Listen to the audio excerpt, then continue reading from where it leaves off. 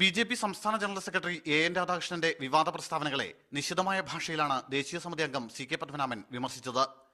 സംവിധായകൻ കമൽ നാടുവിട്ടു പോകണമെന്ന രാധാകൃഷ്ണന്റെ പ്രസ്താവനയോട് പത്മനാഭന്റെ പ്രതികരണം ഇങ്ങനെയായിരുന്നു. നാടുവിട്ടു പോകണം എന്നുള്ളത് കുറച്ച് കടുത്ത ഒരു അഭിപ്രായമാണത്. ഈ ഭാരതത്തിലെ ആളുകൾക്കെല്ലാം ഈ നാട്ടിൽ ജീവിക്കാനുള്ള അവകാശമുണ്ട്.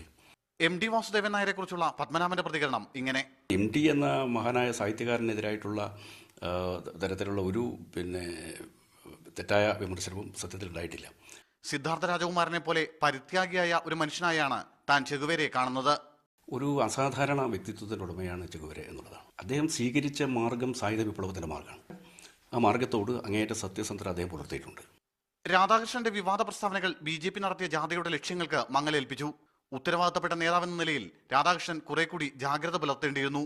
CPM-ലേക്ക് പോകുന്നുവെന്ന വാർത്തകളോട് പത്മനാഭൻ ഇങ്ങനെ പ്രതികരിച്ചു: അത് ചില ആളുകൾ കരുതിക്കൂട്ടി ഉണ്ടാക്കിയിട്ടുള്ള ഒരു കുപ്രചരണം മാത്രമാണത്. മീഡിയ 1 കണ്ണൂർ.